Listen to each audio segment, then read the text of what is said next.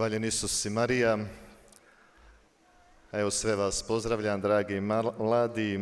Loué soit Jésus et Marie, je vous salue tous, chers jeunes. Comme le curé l'a dit, je m'appelle le père Jure Barišić et je suis ici à Medjugorje pour un ministère de vicaire paroissial. Avant de commencer la catéchèse, je vais tout simplement me présenter. Je suis né en 1979 à Šuica, c'est à une centaine de kilomètres de Medjugorje.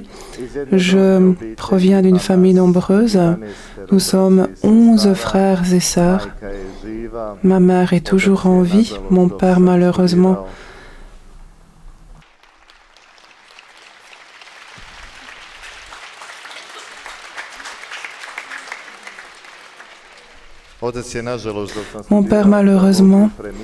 est décédé lorsque j'étais aux études de théologie. Avant d'être franciscain, j'ai fait des études d'économie.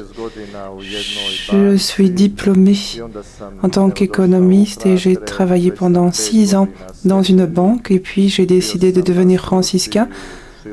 Je suis prêtre.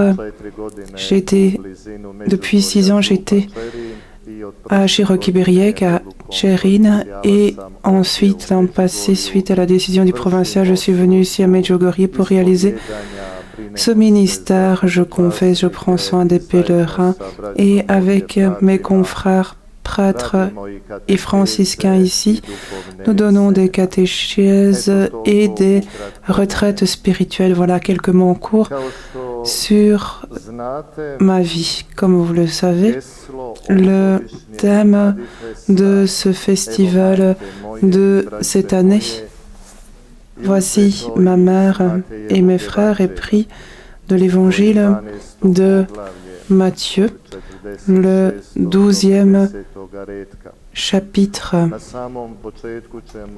Au tout début, nous allons commencer par lire cet évangile et ensuite nous allons l'analyser et en retirer quelques paroles, quelques directives qui nous aideront à vivre notre foi dans la vie quotidienne selon le modèle de la bienheureuse Vierge Marie. Donc je demande au traducteur de préparer cet évangile.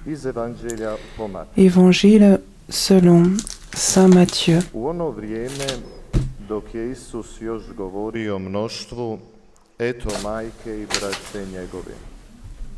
Stajohu vani, tražeći da s njim govori. Onomu koji mu to javi, on odgovori. Tko je majka moja, tko li braća moja? Je m'excuse, il a oublié de citer quel évangile il lit. Evo reče, majke moje i braće moje. Doista, tko god vrši volju Oca mojega, koji je na nebesima, taj mi je brat i sestra i majka.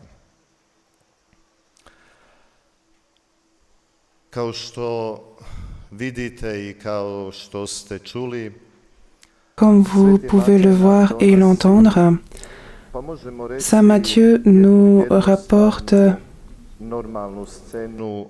une scène simple et normale de la vie publique de Jésus.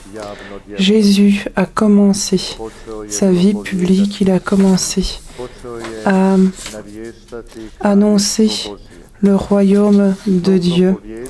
Et cette annonce a été accompagnée par des signes. Jésus guérissait, faisait des miracles. Et bien sûr, dans la société juive de ce temps-là, cela provoquait une grande révolte. On a commencé aussi à se rassembler autour de Jésus et c'est pourquoi Matthieu cite aussi cette grande foule. Jésus était une provocation en son temps. Et cette foule que Matthieu cite, nous pouvons dire qu'on peut la classer en 3 groupes de personnes. Les premiers étaient ceux qui suivaient Jésus parce que vraiment, ils ont compris qu'il était le Messie, qu'il était le Fils de Dieu.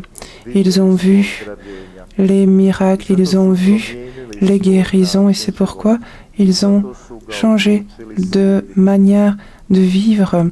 Ils ont décidé de le suivre. L'autre groupe de personnes qui appartient à cette foule, ce sont ceux qui suivaient Jésus, mais qui étaient contre Jésus. Ce sont les pharisiens qui appartenaient à l'élite religieuse juive. Ils étaient contre Jésus parce que Jésus, dans sa vie publique, parlait contre le temple et il secouait leur religion. Et eux suivaient Jésus, mais avec d'autres raisons. Ils le suivent afin de pouvoir démontrer qu'il est un menteur et que ce qu'il dit n'est pas vrai. Et bien sûr, le troisième groupe de personnes qui se rassemblaient autour de Jésus, ce sont les personnes qui observent, qui sont indifférentes, qui ne sont pas dérangées par ce que Jésus dit, mais qui de même ne sont pas touchés par sa parole. Et si nous regardons un peu mieux, la situation n'est pas bien différente aujourd'hui. Il y a 3 groupes de personnes, 3 sortes de personnes qui se rassemblent autour de Jésus, ceux qui veulent écouter l'Évangile, qui veulent changer leur vie, qui croient que Jésus est le Rédempteur. Et malheureusement, il y a des personnes qui aujourd'hui suivent Jésus, mais qui voudraient le jeter hors de leur vie, de cette société moderne, et des personnes qui sont dérangées par Jésus. Et ensuite, il y a ceux qui sont indifférents. Et ce troisième groupe de personnes est peut-être le pire pour notre foi. Il y a un écrivain américain renommé qui, en écrivant un roman sur Jésus, place ce qui se déroule dans le roman, dans la société moderne, et Jésus vient dans une ville de millions d'habitants et personne ne l'a reconnu. Jésus traverse les rues, personne ne le salue. La nuit tombe et personne n'a invité Jésus dans sa maison, dans sa famille, et Jésus se retrouve tout à fait seul. Et cet auteur écrit que Jésus aspirait au Golgotha. Il dit qu'il a supporté plus facilement les souffrances du Golgotha et la flagellation que l'indifférence de l'homme moderne. Cette foule est rassemblée autour de Jésus et dans cette foule, comme nous le dit l'Évangile, Marie arrive avec les frères de Jésus et recherche à voir Jésus. Nous devons nous arrêter ici pour interpréter le fait que Matthieu parle des frères de Jésus. Bien sûr, cela ne concerne pas les vrais frères de Jésus, parce que en hébreu, et cela a été repris dans la traduction grecque, l'expression pour les cousins proches ou lointains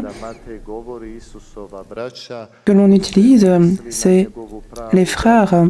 Et c'est pourquoi quand on parle des frères de Jésus, eh bien, on ne pense pas à ses frères de sang, mais bien à ses cousins.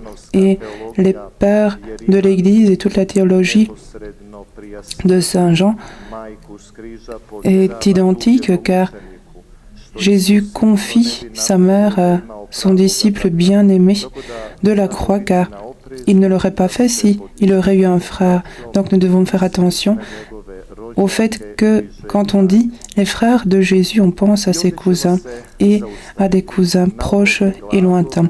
Et nous allons nous arrêter sur le verbe rechercher, rechercher Jésus. Marie, avec les frères de Jésus et ses cousins, cherchait Jésus.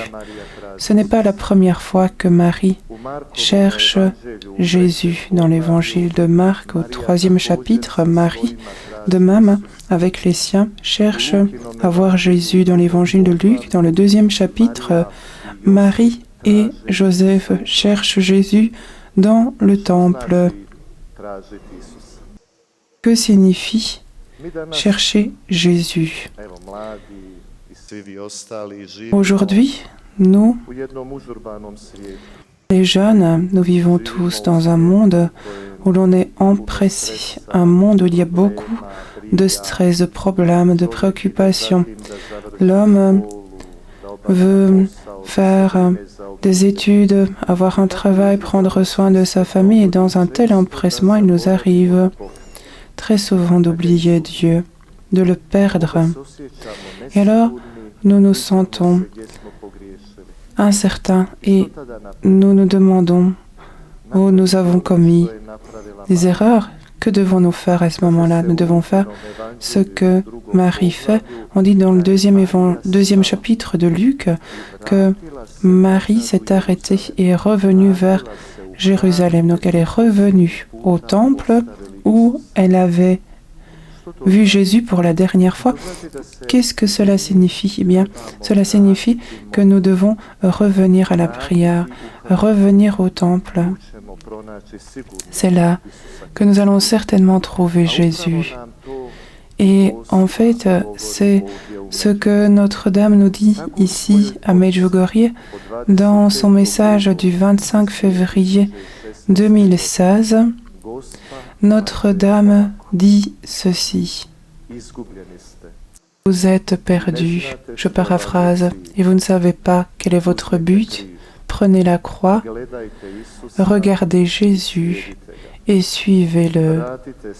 Revenez à la prière avec le cœur afin de trouver l'espérance et le sens de votre vie par la prière. Voilà, chers jeunes, en ce festival des jeunes, nous nous sommes rassemblés ici à Medjugorje afin de rechercher Jésus-Christ dans notre vie. Et nous le ferons par la prière du chapelet. Nous chercherons Jésus aussi à travers la célébration eucharistique et à travers l'adoration eucharistique. En fait, ici, à Medjugorje, avec l'aide de notre Mère Céleste, la Reine de la Paix, nous pouvons trouver l'espérance, nous pouvons trouver le sens de notre vie. Et cela, c'est Jésus-Christ. Et c'est pourquoi Notre-Dame nous mène toujours au Christ. Dans la recherche, dans cette recherche du Seigneur, en suivant Marie, nous devons être semblables à Marie. Pour trouver le Christ, nous devons être attentifs comme Marie. Nous devons être intentionnés comme Marie. Et finalement, nous devons être concrets comme Marie.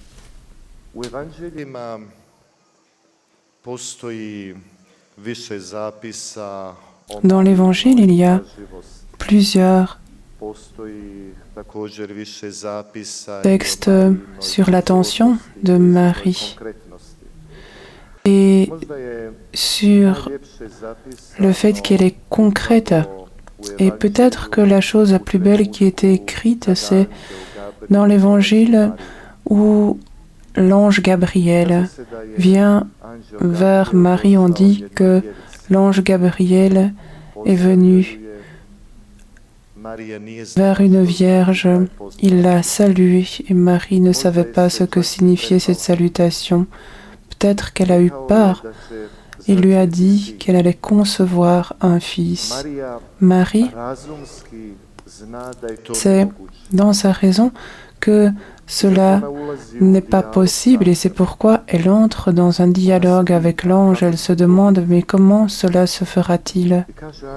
Et l'ange dit la puissance de l'Esprit Saint descendra sur toi et cet enfant sera saint, il sera fils de Dieu. Il sauvera le monde du péché. Marie, même si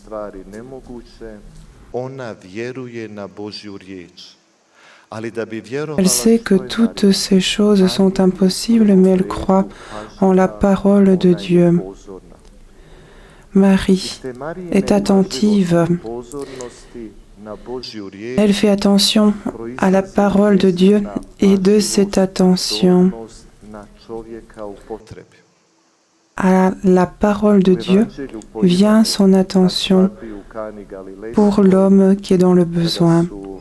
Dans l'évangile des noces de Cana, où Jésus et ses disciples étaient invités ainsi que Marie, les jeunes mariés n'ont plus de vin et Marie est la première à remarquer qu'ils n'ont plus de vin. Elle est attentive, elle est intentionnée, elle est tournée vers la personne qui est dans le besoin. Que signifie être attentif, être intentionné comme Marie? Ce n'est rien d'autre que d'être éveillé pour l'autre, d'avoir un regard vers l'autre, dans la vie quotidienne, être à l'écoute et observer et voir le mal, voir l'injustice, le remarquer. Pour voir cela, il faut être attentif comme Marie à la parole de Dieu, à la Sainte Écriture. Et cela, Notre-Dame, de manière très belle, nous le dit dans son message du 25 janvier 2006. Elle nous dit « Mettez l'Évangile dans un endroit visible et témoignez par votre vie, je paraphrase, que vous croyez et que vous vivez la parole de Dieu. » Chacun d'entre nous a la Sainte Écriture, une Bible chez lui. J'en suis persuadée, mais la Bible n'est pas seulement un livre qui va rester sur une étagère pour accumuler la poussière ou tenir les autres livres pour qu'ils ne tombent pas. La Bible est un livre qu'il faudrait lire et qu'il faudrait vivre. La Bible ne peut rester fermée. Il y a une histoire qui est secouante et vraie de la Sainte Écriture. Dans la guerre qui a touché la Bosnie-Herzégovine, l'ennemi, près de Mostar, a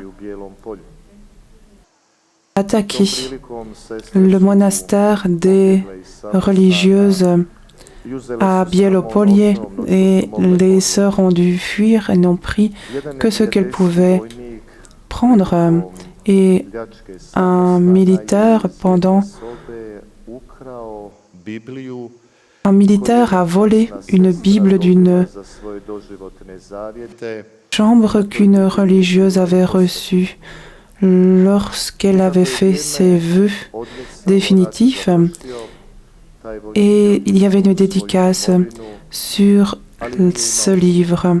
Et quand la guerre a pris fin, ce soldat est rentré chez lui et il n'était pas en paix. Il était troublé à cause de cette Bible, il était provoqué par cette vie Bible.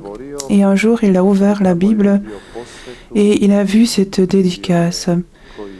Il a vu quel était le nom de la religieuse, il a vu la ville dans laquelle il vivait et il est allé apporter cette Bible à l'évêque le plus proche qu'il connaissait et l'évêque, connaissant la religieuse, l'a ramenée au monastère où elle vivait. Qu'est-ce que je veux vous dire? Eh bien, la Bible, elle ne peut pas être dans un cocon. Elle ne peut pas ne pas être lue. Non, la parole de Dieu est vivante et c'est pourquoi Notre-Dame nous invite dans ce message à être attentifs à la parole de Dieu. Ici, nous devons nous demander quelle est ma relation envers la parole de Dieu? Suis-je attentif le dimanche lorsque je l'entends, lorsque la parole de Dieu est annoncée? Ou est-ce que je lis la Bible? Est-ce que je vis selon la Bible dans ma vie personnelle? La parole de Dieu est-elle une lampe sur mon chemin? Ou est-ce que ce sont des lettres mortes pour moi? La Bible, de manière positive, nous provoque toujours. Et c'est pourquoi dans la Bible, vous allez trouver des paroles qui sont belles, des paroles de consolation. Ne crains pas, le Seigneur est ma lumière et mon salut. De qui aurais-je peur? Mais il y a aussi des paroles qui ne me plaisent pas. Ne pêche plus, convertis-toi. Donc la Bible est un peu comme une épée qui coupe, mais parfois elle est aussi comme une main maternelle qui nous caresse. Chers jeunes, il est nécessaire d'ouvrir la Bible et d'être attentif à la parole de Dieu, car c'est la condition pour être attentif à la situation de l'homme, à l'homme qui est dans le besoin. Et de ceci, nous pouvons découvrir à nouveau une caractéristique de Marie, c'est qu'elle était concrète.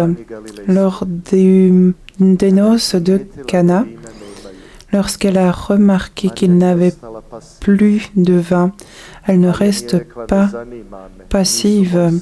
Elle ne dit pas « cela ne m'intéresse pas », ce n'est pas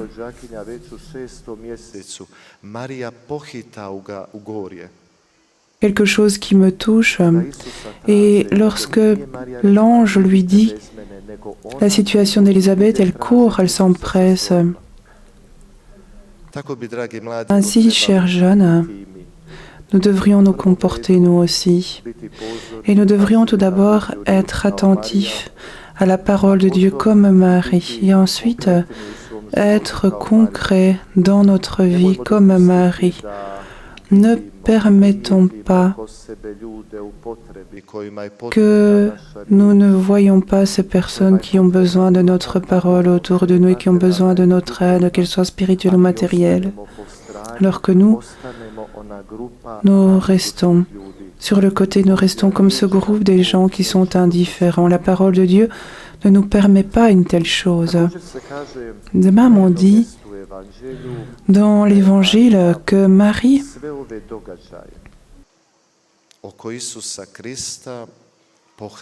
gardait tous ces événements liés à Jésus-Christ dans son cœur. Nous allons réfléchir un peu et nous demander ce que signifie garder ces événements dans notre cœur. Jésus-Christ, tout ce qu'il faisait, tout ce qui était lié à lui. Dans la culture universelle, le cœur est le centre de la personne. C'est là que nous sommes les plus intimes. Il n'y a que nous et Dieu qui savent cela. Si notre cœur est agité, alors toute notre personne est agitée. Au contraire, si notre cœur est dans la paix, s'il est pur, nous aussi, nous sommes en paix et nous sommes purs. Et garder tous ces événements liés à Jésus-Christ dans notre cœur, cela n'est rien d'autre que garder le Christ lui-même dans notre cœur.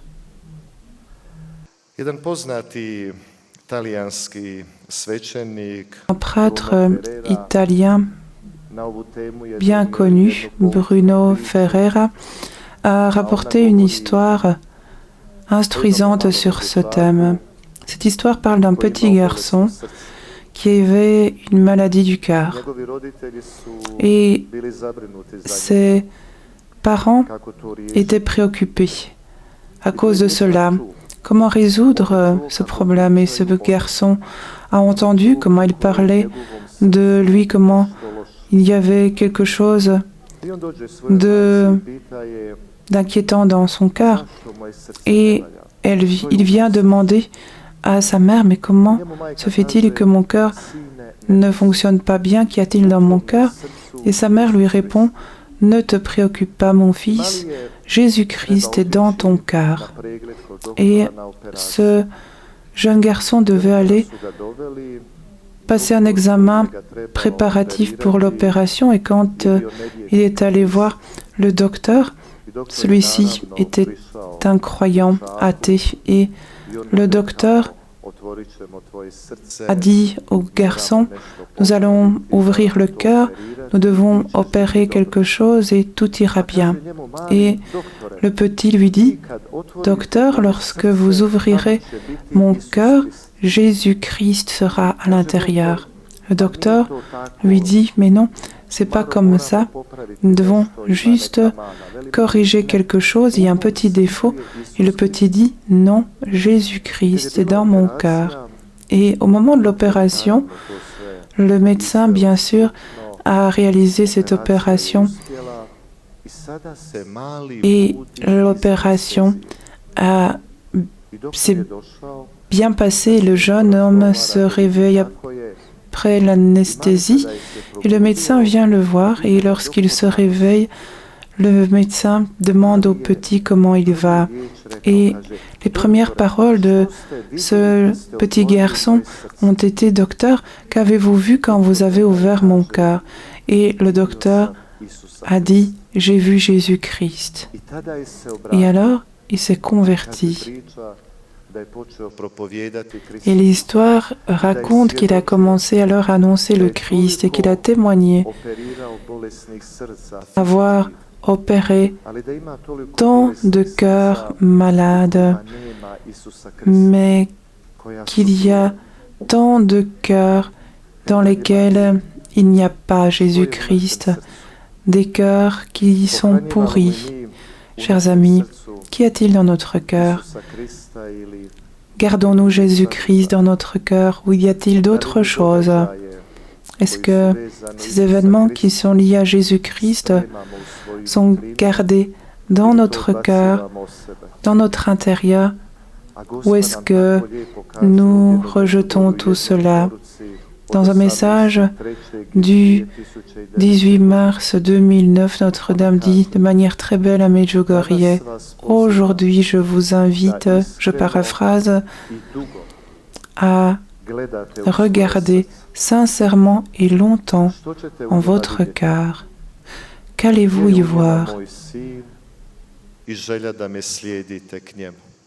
Y a-t-il, mon fils, et un désir de le suivre dans votre cœur? Tous ces messages donnés par Notre-Dame sont pour nous, pour notre construction personnelle. Et quelqu'un dira peut-être que ces messages sont très simples, mais nous devons savoir que ces messages, c'est notre Mère Céleste qui les donne. Et quand une mère parle, elle ne parle pas de manière philosophique, de manière hautaine, mais elle parle avec le cœur, avec amour. Et c'est pourquoi ces messages ont leur profondeur et leur poids. Quand une mère dit « fais attention », cela signifie quelque chose, bien plus que quand quelqu'un d'autre me le dit. Et quand Notre-Dame nous appelle ses enfants, quand elle nous dit « chers enfants », alors nous pouvons librement l'appeler notre Mère Céleste. À travers la prière et les catéchèses, à travers la prière du chapelet, à travers l'adoration eucharistique, la Sainte Messe, nous allons garder Jésus-Christ dans notre cœur et garder ce qui est bon. Et par cela, chers jeunes, nos cœurs seront sains, en bonne santé, purs, et vont glorifier Dieu. Et c'est pourquoi, aujourd'hui, il n'est pas rare que les jeunes, en recherche de paix, recherchent tant de choses, le plaisir, l'hédonisme, en pensant que par cela, ils vont calmer leur cœur et leur esprit. Mais Saint Augustin dit il y a longtemps, notre cœur est inquiet tant qu'il ne se calme pas en toi, Seigneur. Ce lieu, Medjugorje et Notre-Dame, on dit quelle est la reine de la paix. Elle dit quelle est la reine de la paix. Que pouvons-nous désirer plus ici si ce n'est la paix du cœur? Les premières paroles prononcées par Jésus à ses disciples, à ses apôtres après la résurrection, n'a pas été « vous m'avez trahi, vous m'avez abandonné ». Non, il dit « la paix soit avec vous ». Jésus savait qu'ils étaient dans la peur, qu'ils avaient peur pour l'autre vie. Et quand Jésus donne la paix, alors que se passe-t-il? La peur disparaît. Nous, ici à Medjugorje, nous recherchons Jésus-Christ par l'intercession de sa mère. Et que cherchons-nous tout d'abord? Eh bien, c'est la paix, mais ce n'est pas cette paix mondaine. Ce n'est pas la paix pour laquelle œuvrent les conférences de paix, mais la paix du cœur, c'est Dieu seul qui peut la donner, ou par le sacrement de la confession. Et c'est pourquoi ce lieu est le confessionnal du monde. C'est par la confession que nous recevons la paix, que nous recherchons et trouvons Jésus-Christ.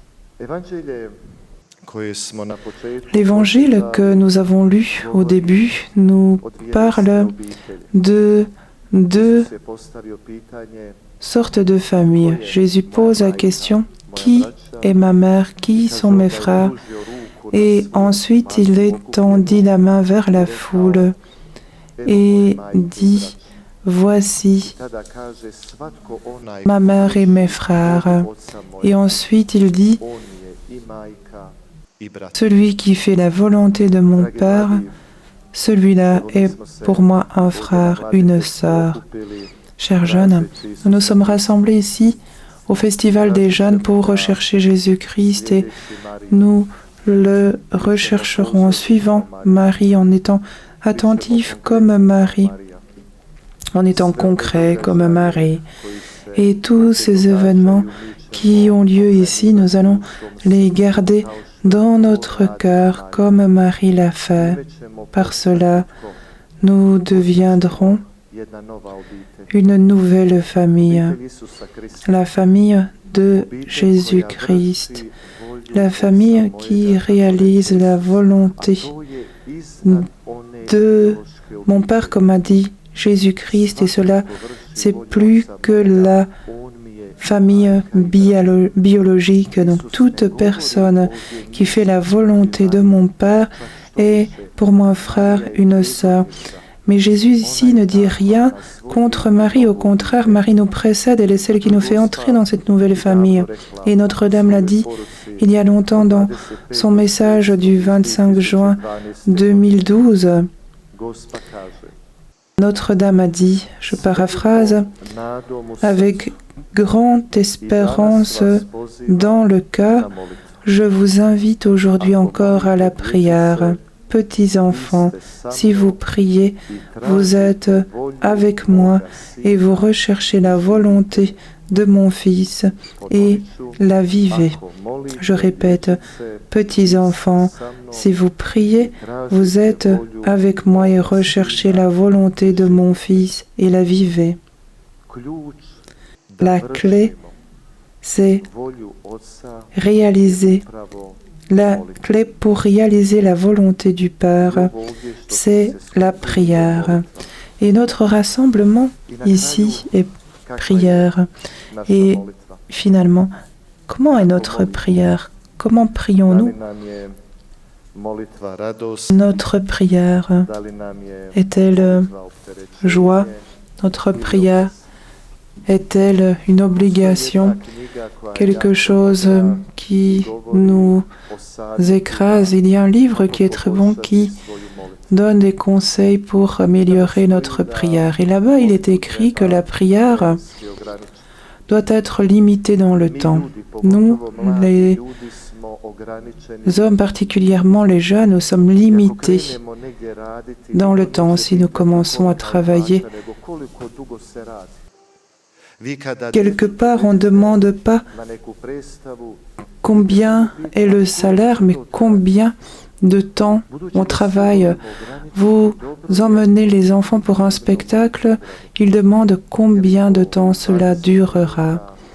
Il est bon de limiter un temps de prière quotidien, 20 minutes, 30 minutes, 1 heure. Nous, les religieux, nous prions le bréviaire tous les matins et le soir. Il est bon de faire de telles choses. Il est bon de se choisir un temps pour la prière. Alors notre prière sera persévérante et notre prière aura des résultats. Deuxièmement, dans ce livre, il est écrit que pour la prière, il faut trouver un lieu de prière.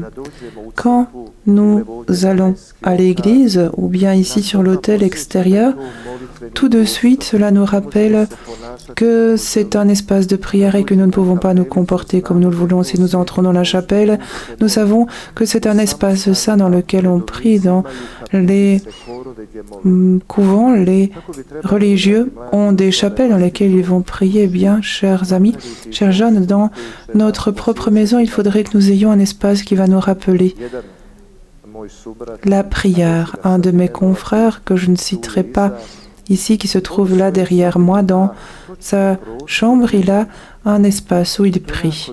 Et ça, c'est très bien. Pourquoi? Eh bien, quand il va s'asseoir sur cette chaise ou sur ce prie-Dieu, il va se rappeler qu'il doit prier. Il travaille lorsqu'il est assis à son bureau, il mange quand il est à sa cuisine, eh bien, il a cet espace de prière. Et nous devrions avoir un espace de prière afin que notre prière soit fructueuse, qu'elle ait une incitation sur notre vie, une chose qui est la dernière et la plus importante, eh bien, c'est la distraction dans la prière que nous craignons tous. Mais c'est une chose nécessaire, mais nous ne devons pas lui donner d'importance. Notre fondateur, notre Saint François, lorsqu'il entrait dans l'Église, il a dit « Toutes ces pensées, tout ce qui me surcharge, toutes ces choses, restez dehors. J'entre maintenant rencontrer mon Dieu. » Et ne donnez aucune importance à ces pensées. J'espère que ce festival des jeunes et que tout ce programme va porter des fruits et qu'à travers la prière, l'Eucharistie, qu'à travers l'adoration eucharistique, vous allez trouver le Seigneur Jésus et que la bienheureuse Vierge Marie vous aidera en chemin, elle qui est notre bonne mère. Dans tous ces messages, elle nous mène à son Fils et voilà. C'est pourquoi toute la spiritualité de Medjugorje, la spiritualité mariale et christocentrique, c'est son Fils Jésus-Christ qui est au centre. Et en priant Marie, nous allons sur le chemin certain vers Jésus-Christ. Et il est certain que dans la vie, nous allons vivre des situations comme celle des jeunes mariés lors des noces de Cana et que nous allons manquer de vin, de compréhension, de vie fraternelle. Eh bien, que faire alors? Faire comme Marie. Adressons-nous à Marie. Elle verra nos souffrances, nos difficultés. Elle intercédera auprès de son Fils afin qu'il nous aide. Et c'est pourquoi elle qui est notre mère, prions-la. Et bien que notre Mère céleste vous garde et vous protège tous, elle qui est la Reine de la paix. Amen. Merci à tous.